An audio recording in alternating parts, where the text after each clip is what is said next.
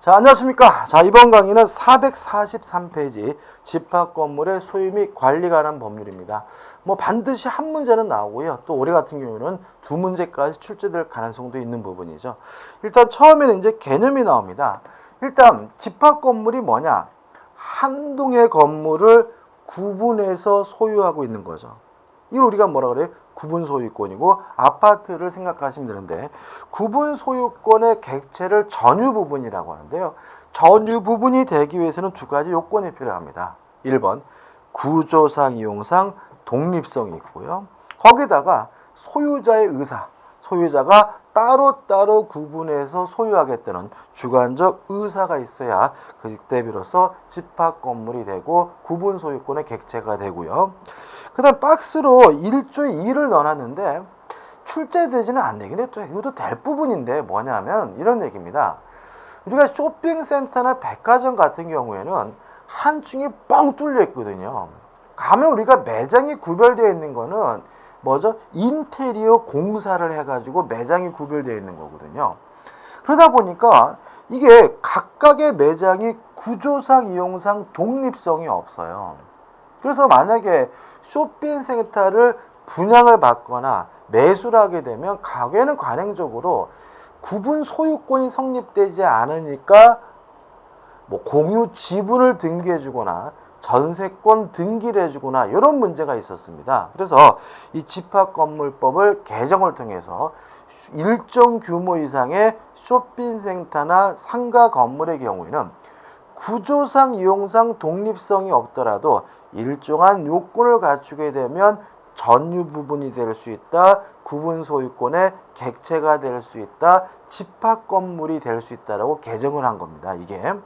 그럼 여기 나오는 구체 내용을 알아야 되냐? 구체적 내용은 알 필요는 없어요. 그렇지만 예외가 인정된다는 거죠. 그래서 만약에 구조상 이용상 독립성이 없는 경우에는 어떠한 경우에도 구분 소유권의 객체가 될 수 없다 그러면 어떻게 해요? X다. 왜냐하면 쇼핑센터 같은 일정한 규모 이상의 건물의 경우에는 뭐가요? 집합 건물이 될 수 있다, 구분 소유권을 객체될 수 있다는 예외가 인정되고 있다는 정도까지만 원론적으로 좀 기억해 두셨으면 좋겠습니다. 넘겨보시면 이제 뭐가 나오냐면 공용 부분이 나와요. 개념은 전유 부분이 아닌 나머지 부분을 우리가 공용 부분이라고 하고요. 구조적으로 명백히 공동으로 쓰는 부분을 구조상 공용 부분 또는 법정 공용 부분이라고 하고요. 규약 등을 통해서 공동으로 쓰는 부분을 우리가 규약상 공용 부분이라고 하는데, 중요한 것은 중간에 2번 일체성이죠. 공용 부분과 전유 부분의 일체성은 절대적입니다. 따라서 전유 부분이 이전되면 공용 부분도 자동으로 쫓아가게 되고요. 어떤 방법으로도 공용 부분만을 따로 분리해서는 팔아먹을 수 없음을 주의하시기 바랍니다. 그 다음에 제3절 건물에 대지해가지고 구분 소유자가 토지에 대하여 가지고 있는 권리를 우리가 대지사용권, 등기가 되면 대지권이라고 하는데, 우측에 보시면 이것도 일체성을 띱니다. 따라서 전유 부분이 처분되면 대지사용권도 쫓아가는 것이 원칙인데, 다만 규약 등으로 달리 정할 수가 있고요. 또 규약을 통해서 분리 처분을 못한다라고 금지 규정을 두고 있다면 제3의 제3자에게 대항하려면 뭐가 필요하죠? 등기가 필요하다는 거 기억해 두시고요. 중간에 양가를 3번 해가지고 민법에서 규정하고 있는 공유 지분의 탄력성에 관한 규정은 집합 건물의 대지 사용권에는 적용되지 않는다는 것도 꼭 기억해 두시기 바랍니다. 그 다음에 구분 소유자의 권리와 의무에 가지고 내용이 나오는데 특별한 것은 없습니다. 좀 보시기 바라고 넘겨보시면 중요한 것이 뭐냐면 4번이죠. 공용 부분에 관하여 발생한 채권의 얘기인데, 이 공용 부분이 발생한 채권이 뭐냐면 연체 관리비입니다. 이 연체 관리비, 아파트 관리비가 매수인이나 경락인에게 승계되느냐, 이 문제에 대해서 우리 집합건물법은 전유 부분에 대한 연체 관리비는 승계되지 않고요. 공용 부분에 대한 연체 관리비만 승계된다라고 규정을 두고 있습니다. 따라서 판례는 뭐냐면 아파트 관리 규약으로 전유 부분에 대한 연체관리비도 승계된다라고 규정을 해봤자 그 규정은 무효다. 따라서 뭐만 내주면 돼요? 공용 부분에 대한 연체관리비만 내주면 된다는 것이 우리 판례 입장이고요. 이 경우에도 원금만 승계가 됩니다. 연체료는 승계되지 않음을 주의하시기 바랍니다. 그 다음 5번 공용 부분의 변경도 은근히 잘 나오는데 원칙적으로 공용 부분을 변경하려면 4분의 3 이상의 찬성이 필요합니다. 다만 계량행위로서 과다한 비용이 들지 않는 경우에는 통상의 집회 결의로 변경할 수가 있고요. 또 이 집합 건물이 일반적인 아파트가 아니라 콘도 및 휴양시설인 경우에도 통상의 집회 결의로 공용 부분을 변경할 수 있다는 것까지 기억해 두시면 됩니다. 그 다음에 3번 의무 위반자에 대한 조치. 1번 그러한 행위에 정지를 청구할 수 있고요. 2번 사용금지를 청구할 수가 있는데 메모할 것은 사용금지를 청구하려면 4분의 3 이상의 찬성이 필요하고요. 3번 구분 소유권의 경매를 법원에게 청구할 수 있는데 이것도 4분의 3 이상의 찬성이 필요합니다. 근데 만약 이러한 의무를 위반하는 자가 점유자 세입자인 경우에는 인도 청구, 집주인에게 돌려주라는 인도를 청구할 수가 있는데 이것도 4분의 3 이상의 찬성이 필요하다는 거 기억해 두시면 되겠죠. 그다음 기타 해가지고 나와 있는데 좀 꼼꼼히 좀 보셨으면 좋겠어요. 그죠? 넘겨보시면 제5절 해가지고 관리단 및 관리인 나와 있는데 일단 관리단이란 뭐냐? 구분 소유자를 구성원으로 해서 자동으로 구성되는 모임을 관리단이라고 하고요.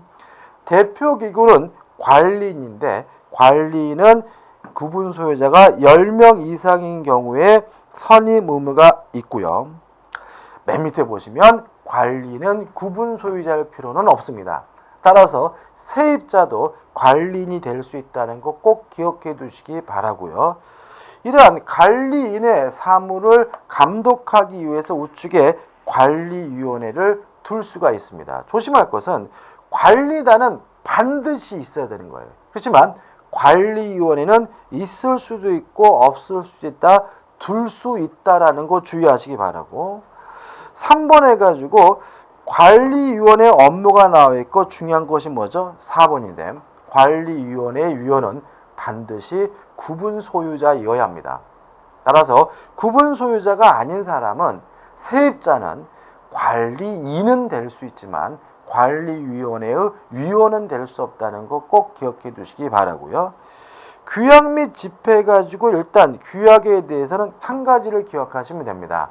규약을 설정할 때도 변경할 때도 폐지할 때도 4분의 3 이상의 찬성이 필요하다는 거 기억해 두시고요. 집회 가지고 구분 소유자의 모임, 관리단의 모임을 우리가 집회라고 하는데 이 집회는 정기관리단 집회가 있고 임시관리단 집회가 있는데 임시관리단 집회의 소집은 구분 소유자 5분의 1 이상의 찬성으로 요구할 수 있다는 거 기억해 두시기 바라고요. 그 다음 집회 소집 통지해 가지고 목적사항, 의결사항을 반드시 명시해 가지고 소집일 일주일 전까지 통지를 해줘야 되고요. 의결권은 모두 동등한 것은 아닙니다. 전유 부분의 면적의 비율에 따라서 의결권이 불균등하다는 거 조심하시기 바라고요. 넘겨보시면 의결의 방법 해가지고 꼭 집회를 개최해야 되느냐 이 문제에 대해서 박스로 나와 있는 것은 5분의 4 이상의 찬성이 있다면 집회를 개최하지 않고 서면 가정통신문 등으로 대체할 수 있도록 하고 있다는 것도 꼭 기억해 두시기 바랍니다. 6번 자 세입자는 구분 소유자가 아니기 때문에 의결권이 없습니다. 다만 예외가 있어요. 만약에 그 관리단 집회의 목적이 관리인을 소집하는 집회인 경우에는요. 점유자는 세입자는 자신이 살고 있는 구분 소유자의 의결권을 세입자가 점유자가 행사할 수 있다는 거 주의하시기 바라고요. 그 외에는 세입자에게는 의결권은 없고요. 다만 자신과 이해관계가 있는 사항에 대해서만 의견 진술권이 있음을 주의하시기 바랍니다. 그 다음 재건축입니다. 일단 재건축하려면 5분의 4 이상의 찬성이 필요하고요. 반대자에 대해서는 반드시 서면으로 채고를 합니다. 채고를 받을 반대자는 2월 내에 확답을 해야 되는데 확답을 하지 않는다면 참여를 거부한 것으로 확정이 되고요. 이러한 채고 절차를 거쳐서 참여를 반대한 사람이 확정이 된다면 시가로 매도를 청구하고 재건축을 실시하면 됩니다. 우측에 유예기간과 환매 청구가 나와 있는데 한번 읽어보실 때 큰 의미는 없고요. 마지막으로 복구입니다. 만약에 건물 가격의 2분의 1을 초과하는 경우에는 5분의 4 이상의 찬성으로 복구 결의를 할 수가 있고요. 만약에 2분의 1을 초과하지 않는 경우에는 통상의 집회 결의로 복구 결의할 수 있다 정도만 기억하시면 됩니다. 자, 453페이지부터 문제가 나오고 있죠. 좀 제가 너무 지나치게 문제를 많이 넣지 않았나라는 생각이 좀 드네요. 과거에는 이 집합건물법에서 시험 문제를 많이 냈습니다. 왜냐하면 과거에는 15%다 이런 제한이 없어가지고 양이 많다 보니까 많이 냈지만 이렇게 많이 나오는 것은 아니거든요. 그래도 교재에 나와 있는 정도는 어떻게 좀 꼼꼼히 점검하시고 기억해 두시면 좋을 것 같습니다. 그래서 주로 이 부분은 기출문제 위주로 문제가 구성되어 있습니다. 자, 1번 문제입니다. 옳은 것을 찾는데 1번입니다. 일부 구분 소유자의 공용에 제공되는 것이 명백한 공용 부분일지라도 구분 소유자 전원의 공유에 속한다. X예요. 불명확한데 잘 모를 때 전원의 공유에 속하는 것으로 추정한 것이지 그것처럼 명백한 경우에 공유에 속하는 것은 아니겠죠. 2번 공용 부분에 관한 지분은 각자 가지는 전유 부분의 처분에 따른다. 그러나 규약으로 달리 정한 경우에는 분리 처분이 가능하다. X입니다. 은근히 맞는 것 같은데 주어가 뭐예요? 공용 부분이죠. 공용 부분에 대한 일체성은 절대적입니다. 따라서 규약으로도 분리 처분을 가능하게 할 수도 없고요. 또 구분 소유자 전원의 동의가 있더라도 공용 부분만 따로 분리 처분할 수는 없는 겁니다. 따라서 2번은 뭐죠? X죠. 3번 각 공유자는 공용 부분을 자기 필요에 따라 사용할 수 있다. X입니다. 이것도 그럴듯하지만 필요에 따라 사용하는 것이 아니라 용도에 따라 사용하는 겁니다. 예를 들어 가지고 뭐가 있을까요? 계단이 있다. 그러면 계단의 용도는 통행로인 거죠. 통행로로 사용하는 것이 창고가 필요하다 그래서 계단을 창고로 만들 수는 없는 거죠. 3번도 뭐죠? X죠. 4번 자 공용 부분에 대한 변경은 원칙적으로 4분의 3 이상의 찬성이 필요하지만 4번 공용 부분의 개량을 위한 것으로서 과다한 비용이 드는 것이 아닐 때에는 통상의 집회 결의로 결정할 수가 있기 때문에 4번은 뭐죠? 맞는 질문이죠. 5번 연체관리비 중 공용 부분에 대한 연체관리비는 매수인이나 경락인에게 승계가 됩니다. 따라서 5번 공유자가 공용 부분에 관하여 다른 공유자의 가지는 채권은 그의 특별 승계에 대하여 행사할 수 없다는 질문은 X고요. 답은 뭐죠? 4번이 되는 거죠.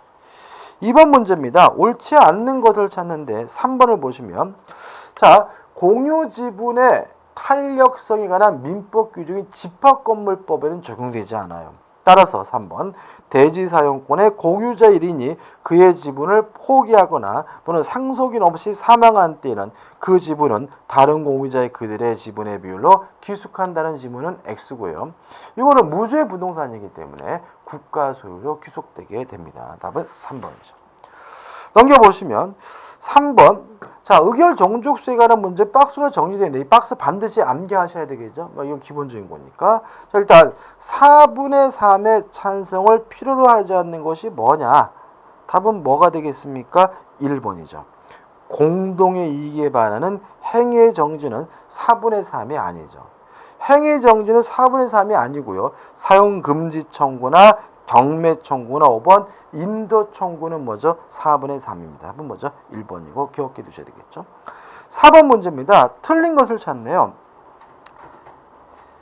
전유 부분에 속하는 한 동의 건물의 설치 하자로 인하여 타인에게 손해를 가한 때는 그 하자는 전유 부분에 존재하는 것으로 본다가 아니라 공용 부분에 존재하는 것으로 봅니다. 이것도 별거 아니고 중요한 건 아닌 것 같은데 그래도 잘 내는 거니까 좀 주의하시기 바라고. 답은 뭐죠? 2번입니다. 5번 문제입니다. 옳지 않는 걸 찾네요.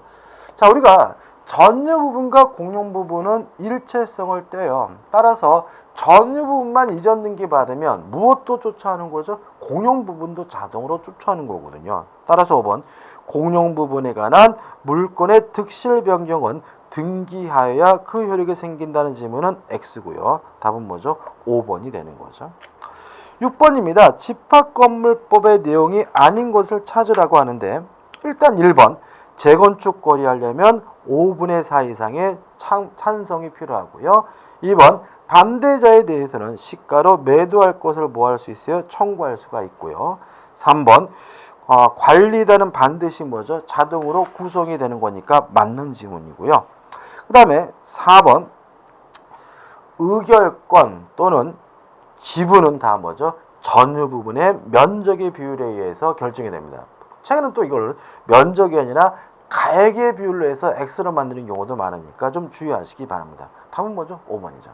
자, 관리는 구분 소유자가 10명 이상일 때만 선임 의무가 있습니다. 따라서 20인 이상일 때에는 반드시 관리는 선임해야 된다. X고요. 답은 뭐죠? 5번이 되는 거죠. 7번 문제입니다. 옳은 걸 찾네요.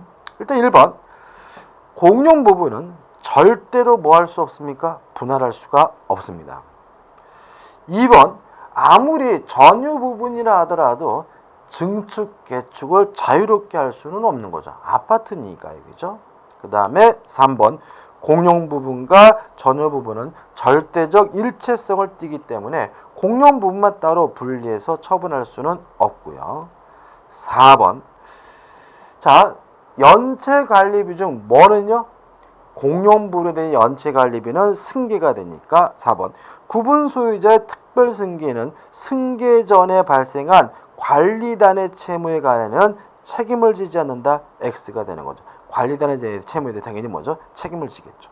5번 구분 소유자의 대지 사용권은 그가 가지는 전유 부분의 처분에 따른다. 왜요? 일체성이 있으니까요. 5번이 뭐죠? 맞는 질문이죠. 8번 문제입니다. 자, 잘못된 것, 틀린 것을 찾으라고 하는데요. 3번을 보시면 이게 중요한데 자, 일단 2번부터 생각해 보시면 재건축하려면 5분의 4 이상의 찬성이 필요해요. 근데 이 5분의 4의 의미가 뭐냐에 대해서 우리 판례는 전체 주민의 5분의 4를 의미하는 것이 아니라 각 건물별로 5분의 4 이상의 찬성이 필요하다라고 판시하고 있거든요. 따라서 3번 하나의 단지 내에 있는 여러 동의 건물의 전부를 일괄하여 재건축하고자 하는 경우에는 개개의 각 건물마다 집합 건물의 소유 및 관리가 관한 법률을 소중해 재건축 결의를 할 필요가 없다는 것이 판례이다. X고요. 없는 게 아니라 뭐죠? 있는 거죠. 따라서 각 건물별 5분의 4 이상의 찬성이 필요하다는 거 꼭 잊지 마시기 바랍니다. 9번 문제도 틀린 걸 찾네요. 일단 답은 뭐죠? 5번입니다. 이것도 중요한데 자, 대지 사용권과 전유 부분은 구분 소유권은 일체성을 띱니다. 따라서 구분 소유권이 이전되면 전유 부분도 원칙적으로 쫓아가게 되고요. 다만 규약으로 달리 정할 수 있고요. 특히 규약에 분리 처분을 금지하고 있다면 그것을 가지고 제3자에게 대항하려면 뭐가 필요하냐면 등기가 필요하기 때문에 5번 구분 소유자의 대지 사용권에 대한 분리 처분 금지는 등기하지 않아도 선의 제3자에게 대항할 수 있다는 지문은 X고요. 이게 솔직히 좀 문맥상 맞지가 않거든요. 약간 앞뒤가 모순되어 있는 부분이기 때문에 잘 내는 부분이니까 좀 기억해 두시고 꼭 맞추셔야 됩니다. 5번이 답이죠. 자, 넘기시면 이제 10번 문제가 나오죠. 자, 맞는 거 옳은 걸 찾네요. 일단 1번 규약을 설정할 때도 변경할 때도 폐지할 때도 4분의 3 이상의 찬성이 필요하니까 1번은 뭐죠? X고요. 2번 정기관리단 집회는 매년 한 번씩 하지 2번 하는 게 아니고요. 3번 관리단 집회는 구분 소유자의 전원의 동의가 있는 때는 소집 절차를 거치지 않냐고 소집할 수 있다는 지문은 맞는 거죠. 자, 전원의 동의를 받아야 되는 게 2가지입니다. 첫째, 이 지문에 나와 있는 것처럼 관리단 집회 소집 절차를 생략하고자 할 때는 구분 소유자 전원의 동의가 필요하고요. 둘째, 공용 부분의 공용을 폐지하려고 할 때는 구분 소유자 전원의 동의가 필요합니다. 이 2가지 꼭 기억해 두시기 바라고 답은 뭐죠? 3번이죠. 4번 소집 통지에 명시된 사항에 대해서만 결의할 수 있고요. 소집 통지 사항 이외의 사항을 결의하면 그 결의는 무효이기 때문에 4번은 X고요. 5번 관리단 집회 결의는 꼭 참석해야 되는 것은 아니고 서면으로도 가능하고요. 대리인으로도 할 수가 있기 때문에 5번도 뭐죠? X가 됩니다. 답은 3번이 되네요. 11번입니다. 자, 1번 옳은 걸 찾습니다. 전유 부분과 공용 부분은 따로 뭐죠? 분리할 수가 없어요. 1번은 뭐죠? X고. 2번 대지 사용권에 대한 지분의 탄력성은 인정되지 않습니다. 따라서 다른 공유자에게 지분이 흡수된다는 2번 지문은 뭐죠? X고요. 그 다음에 5번 건물 부분 또는 부속 건물의 규약들은 공정증서로서 공용 부분은 정해지는 경우, 이걸 우리가 규약상 공용 부분이라고 합니다. 규약상 공용 부분은 등기를 해야 돼요. 다시 말하면 등기 능력이 있습니다. 다만 이 규약상 공용 부분도 공용 부분이니까 팔아먹을 수는 없고요. 담보 설정할 수는 없으니까 표제부만을 비치하고요. 등기부, 갑구나 을구는 비치하지 않습니다.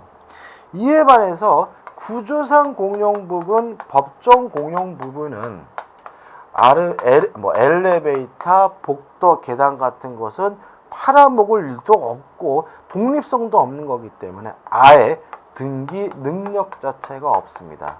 다시 말하면 법정 공용 부분, 구조상 공용 부분 뭐 할 필요 없죠? 등기할 필요가 없거든요. 따라서 3번 규약상 공용 부분은 등기는 해야 되기 때문에 X고요. 5번 복도, 계단, 출입구, 엘리베이터, 옥상, 보일러, 소방설비 등 법률상 당연히 공용 부분이 되며 이건 뭐죠? 법정 공용 부분이고요. 이때는 뭐 할 필요 없어요? 등기할 필요가 없기 때문에 5번이 뭐죠? 맞는 지문이 되는 거죠.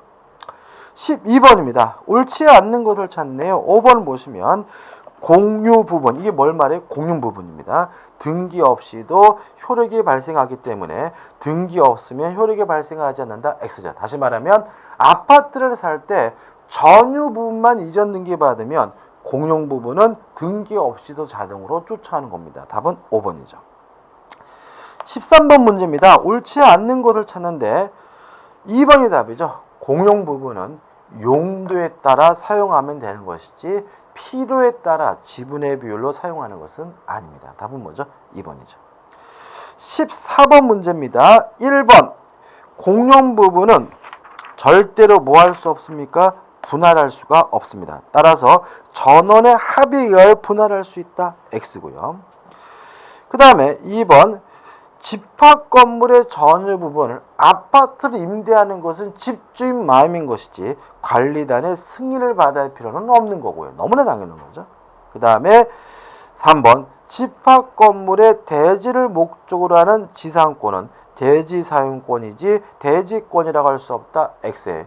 여러분들이 아마 공시법 공부하시면 이 대지 사용권, 대지권에 대해서 굉장히 좀 복잡하게 공부하시거든요. 어렵습니다, 솔직히. 근데 어렵게 되는 가장 큰 이유는 뭐냐면 이 대지권, 대지 사용권을 꼭 소유권만 생각하시는 분이 계시거든요.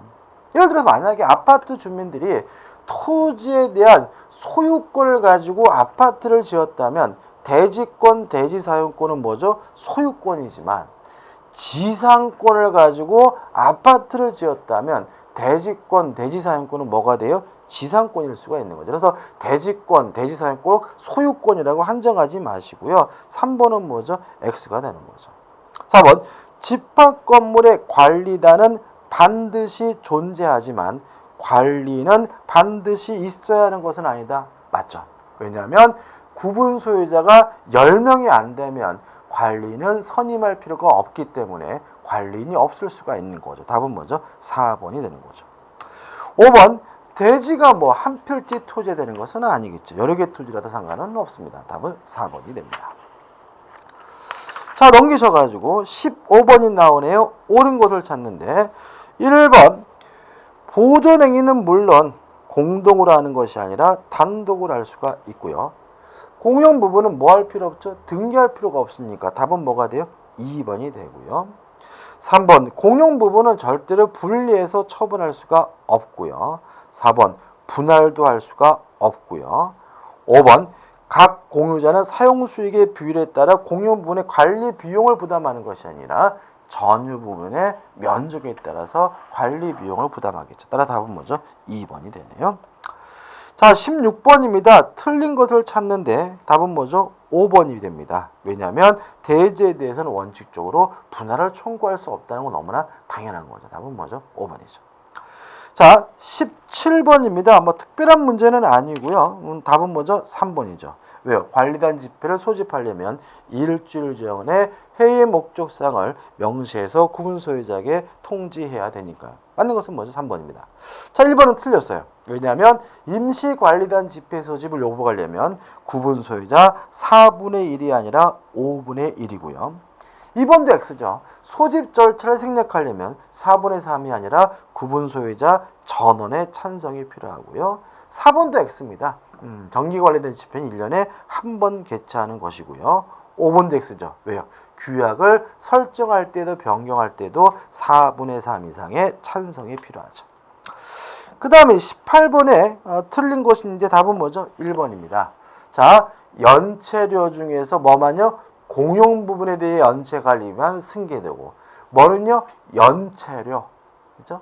연체료는 승계되지 않기 때문에 그에 대한 연체료도 승계된다. 1번이 뭐죠? X가 되는 거죠.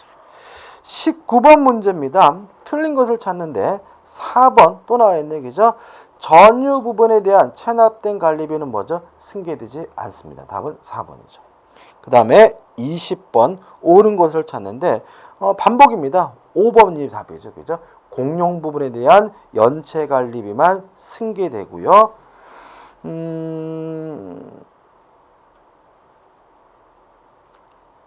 그죠? 따라서 5번은 뭐가 돼요? X네. 그죠? 답은 뭐죠? 4번이. 4번 볼까요? 집합 건물의 구분 소유자는 공용 부분에 대한 보존행위를 단독으로 할 수 있고 그 보존행위에는 지분권에 기한 방해 배제 청구권과 공유물 반환 청구권도 포함된다. 맞아요. 왜냐하면 보존행위는 뭐죠? 단독으로 할 수가 있으니까요. 뭐 5번 질문은 전유 부분이 승계되는 것이 아니라 공용 부분이 승계되기 때문에 5번은 명백히 뭐죠? X가 되네요. 나머지 문도 보시고요. 자, 21번입니다. 3번이 답이에요. 이거 옳은 걸 좀 기억해 두시는데 보시면 읽어보면 관리인에게 부정한 행위 기타 그 직무를 수행하기에 부적합한 사정이 있는 때는 각 구분 소유자는 그의 힘을 법원에 청구할 수 있다. 이게 맞는 질문이고요. 그래서 우리가 문제를 푸는 요령인데 법원에다 청구할 때는 각 구분 소유자가 개별적으로 할 수 있는 거예요. 예를 들어 가지고 집회 결의가 무효다 라는 거를 법원에 청구하려고 해요. 그러면 어떻게 해요? 각 구분 소유자가 단독으로 법원에다가 뭘요? 무효를 청구하는 거죠. 그래서 만약에 내용이 어떻든 간에 법원에다가 청구하는데 단독으로 한다 그러면 뭐가 되는 거예요? 맞는 거지만 여러 사람이 함께 된다 그러면 뭐가 돼요? X가 된다는 거 하나만 좀 주의하시기 바랍니다. 넘겨보시면 이제 22번이 나오죠. 틀린 것을 찾는데 1번 보시면 자, 이런 얘기가 나와 있죠. 그죠? 자, 구분 소유자 행위가 공동의 이익에 반해요. 그러면 행위의 정지를 청구할 수 있거든요. 누가 행위를 정지하라고 청구하느냐? 조심할 게 있는데 만약에 각 구분 소유자가 개별적으로 하지 말라고 행위의 정지를 청구할 수 있다면 동네 싸움 나겠죠. 오늘은 101호가 와서 막 지랄거리고 다음 날은 501호가 와서 지랄거리고 그러면 어떻게 해요? 난리가 나고 사건도 해결이 안 됩니다. 따라서 행위의 정지조구는 원칙적으로 구분 소유자의 대표인 관리인이 청구하거나 아니면 집회 결의로 지정된 자가 행위의 정지를 청구해야 되고요. 각 구분 소유자가 개별적으로 하지 말라고 청구할 수는 없다는 것이 집합건물법의 내용이니까 1번이 답이고요. 꼭 기억해 두시기 바랍니다. 이것도 중요합니다. 23번입니다. 옳지 않은 것을 찾는데 4번을 보시면 4번 보시면 구분 소유자가 5인 이상일 때는 관리단 집회에 걸려서 관리인을 선임하여야 한다. X예요. 몇 명 이상이죠? 10인 이상일 때 선임하고요. 중요한 것은 뭐냐면 3번이 중요하네요. 3 읽어볼게요. 관리인은 매년 1회 일정한 시기에 구분 소유자에 대하여 그 사업에 관한 보고를 하여야 한다. 그죠? 뭐 이거 당연한 거 아닌가요? 중요해요. 누구한테 사무를 보고하냐면요. 구분 소유자에 대하여 보고하는 거예요. 따라서 만약에 각 구분 소유자에게 개별적으로 보고할 필요 없이 관리단 집회에 보고한다 그러면 뭐예요? X인 거예요.